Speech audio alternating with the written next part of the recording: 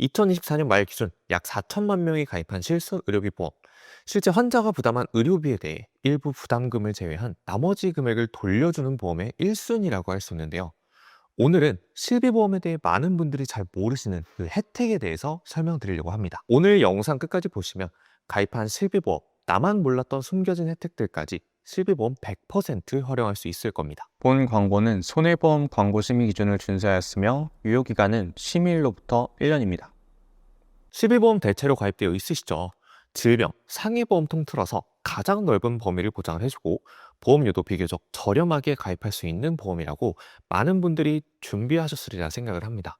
실비보험에 대해 좋은 점은 알겠는데 과연 더 숨겨진 혜택은 없는 걸까요? 아무래도 매달 정기적으로 지출이 되는 게 보험인 만큼 절대로 적은 비용도 아니고 상담을 하다 보면 실비보험을 활용하지 않는 고객님들도 많이 봤습니다.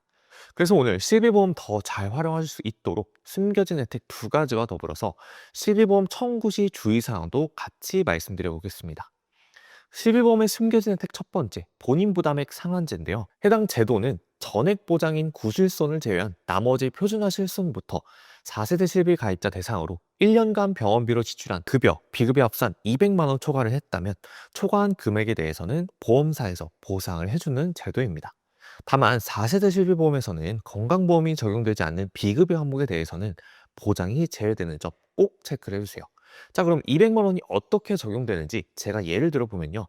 2020년 3세대 실비 가입자가 비급여 치료 비용 3천만 원이 발생했다라고 하면 비급여 80%를 보장을 해주니 본인 부담금 20%인 600만 원 부담 후 2,400만 원을 보장해주는 게 맞겠죠.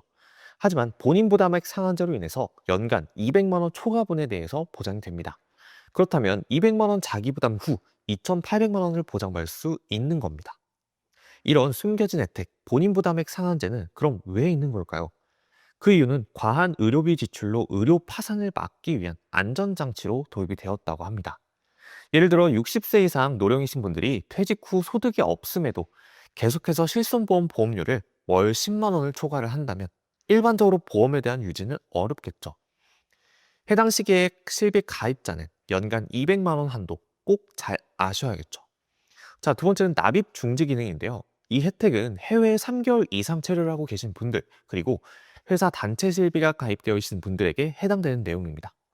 그중 해외 장기 체류자 납입 중지 제도부터 설명을 드리면 2009년 10월 1일 이후 신규 체결 계약 대상으로 3개월 이상 해외 체류 시 불필요한 실비 보험료 납입을 방지를 하기 위해서 보험료 납입 중지 및 환급 제도를 운영을 하고 있습니다. 해당 제도는 16년도 1월 1일부터 시행이 되었고 해외에서 장기적으로 체류를 하고 계신 분들은 국내에서 실비보험을 사용할 일이 없기에 불필요한 보험료 납입이 부담이 될 수가 있겠죠. 3개월 이상 해외 체류 후 귀국할 때 출입국 사실 증명서와 여권 사본을 보험사에 제출을 하면 해당 기간에 실손보험료 환급이 가능하고요. 해외 출국 전 가입한 해외여행 보험과 실손 의료보험이 동일한 보험사에 가입을 한 경우에는 보험료 납입 중지까지 가능합니다. 그래서 장기간 해외에 나가실 분들이나 현재 나가 계신 분들은 납입 중지 혹은 환급 기능을 잘 활용해 보셨으면 좋겠습니다. 다음은 직장인분들 중에 회사에서 단체 실비에 가입되어 있으신 분들 많으시죠. 단체 실비와 개인 실비보험을 중복으로 가입을 해서 보험료를 매달 납부하시는 분들이 정말 많습니다. 하지만 그럴 필요 없습니다. 중복 가입한 경우 단체 또는 개인 실비보험에 대해 납입 중지를 신청할 수가 있습니다. 이럴 경우 단체 실비보험 납입 중지가 가능해지면서 납부 대상 보험료도 환급이 가능합니다. 또한 개인 실손보험 중지 후 재개 시 재개 시점에 판매 중인 상품이 아닌 납입 중지 시점에 가입했던 상품으로 재개가 가능한 이점이 있죠.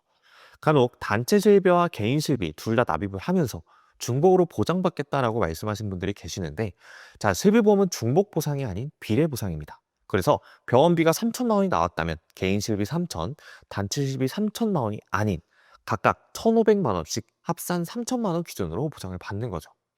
굳이 보험료를 이중으로 내실 필요성은 없는 겁니다.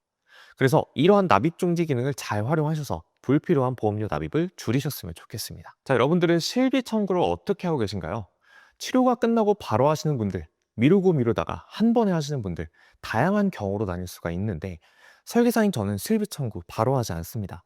여러분들이 보험 가입하려고 하실 때 담당 설계사가 청구 이력이 다수여서 가입 거절이 되었어요. 혹은 청구 이력이 다수여서 해당 부위에 대해 부담보가 잡혔어요 등의 말을 들어보셨을 거예요. 일반적으로 여러분들이 보험을 청구하시면 ICPS라고 보험 신용정보 종합 시스템에 그 기록이 남게 되고 보험사는 그 청구 이력으로 조회가 가능합니다. 그래서 청구 이력이 많다면 보험사 입장에서 과다 청구자로 손해율이 높다고 생각을 할 수가 있고 고지 의무에 해당이 없어도 관련 의료 서류를 제출해야 하는 번거로움이 발생할 수 있습니다.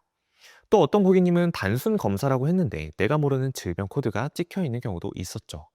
기본적으로 보험금 청구권은 3년이고 당장 급하게 의료 비용이 필요한 것이 아닌 이상 3년 이내만 청구를 하면 됩니다. 그래서 앞으로 보험 가입할 것 없이 탄탄하게 구성이 잘 되어 있다라고 하신다면 바로 청구를 하셔도 무방하고 종합보험, 간병인보험, 치매보험 등 추가적인 보완이나 아직 아무런 보험이 없다라고 하시면 보험을 우선적으로 준비를 하시고 실비 청구를 하시면 됩니다. 관련 의료 서류를 잘 모아둬야겠죠. 오늘 말씀드린 내용에 대해서 다시 정리를 해드리면 첫 번째, 본인 부담액 상한제. 표준화 실비부터 4세대 실비까지 1년간 지출한 급여, 비급여 의료 비용이 200만 원 초과된 금액에 한해 보험사에서 보장을 해준다. 단, 4세대 실비는 급여 항목에 대해서만 보장을 해줍니다. 두 번째, 납입 중지 기능. 해외 장기 체류자 3개월 이상 해외 장기 체류 시 보험료 납입 중지 및 환급을 받을 수가 있고요.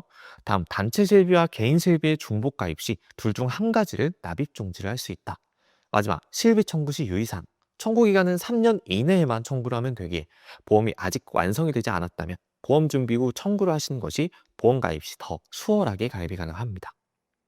실비는 좋다라고 물론 많이 알고 계시지만 이렇게 숨겨진 혜택까지 활용하시면 불필요한 보험료 지출을 막을 수 있을 겁니다. 보험이 제대로 준비가 되어 있는지 보장 분석이 필요하다고 하시면 언제든 위에 연락처로 문의를 주시고요. 실비 관련해서 궁금하신 점이 있으시면 역시나 편하게 문의를 주시면 됩니다. 오늘 영상은 여기까지입니다. 감사합니다.